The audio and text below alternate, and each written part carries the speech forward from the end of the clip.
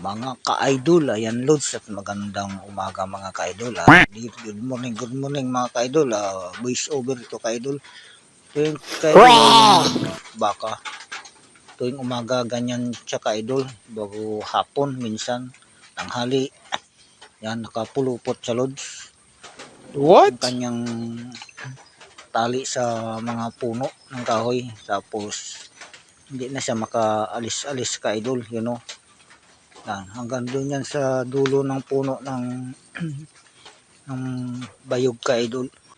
Ayan Lord, at hinahanap ko yung kurugtong ng kanyang yung pulupot-pulupot dito sa puno ng bayog ka idol. Ayan siya Lord, so pahirapan na naman yan Lord sa tanggalin kasi todo higpit yan ka idol. Ayan Lord, ikot-ikot ko dyan ka idol sa likuran yung cellphone. Dito lang yan ka-idol sa Lagnas, sa Occidental Mindoro, dito sa gubat, sa lupa ni Auntie Midin Agustin mga ka-idol. Ayan ka-idol at bumalik uli ako doon Lod sa dulo. Dito sa pinagtalian ng baka ka-idol. Yan Lods at naglakas yung aking boses dito ka-idol. Ayan sa Lods.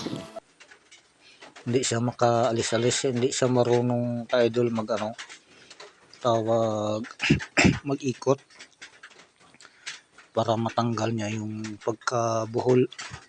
Nagawa niya kasi ka-idol dyan libot ng libot, kaya yun igsi ng igsi yung tali. Kaya hindi na siya marunong magbalik yan. May mga langgam pa dyan ka-idol. Yan yung siya tingin sa akin ka-idol kasi yan nga tanggal ko na yan, ginalog-lagan ko dyan ka-idol. Masyadong maigpit. Buti nga ngayon ka-idol hindi na siya masyado nag-ilap.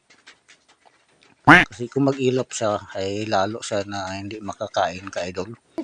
So, ganda pa naman ng kulay ng baka na to. Yung ano niya pala, yung ulo niya pala, bunganga, kulay itim ka-idol. Ayan Lods.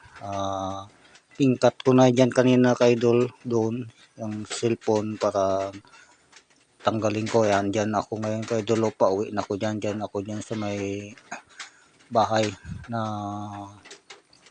walang tao ka-idol. Yan ang palayang ligaw mga ka-idol. Ang bunga niya pag nahinog kulay dilaw kayo ka-Lods. Ayan Lods, pauwi na ako dyan, diretso ako dyan sa may Kamansi ka-idol. Ayan ayan ka-idol, at kamusta na lang sa lahat-lahat mga ka-idol, at thank you for watching mga ka-idol, at sa isang bukas naman mga ka-Lods. Ayan mga ka-idol, ayun ang aking bahay pala ka-idol na kinunan ko. Nagkamali ako yata ng ayun nga pala.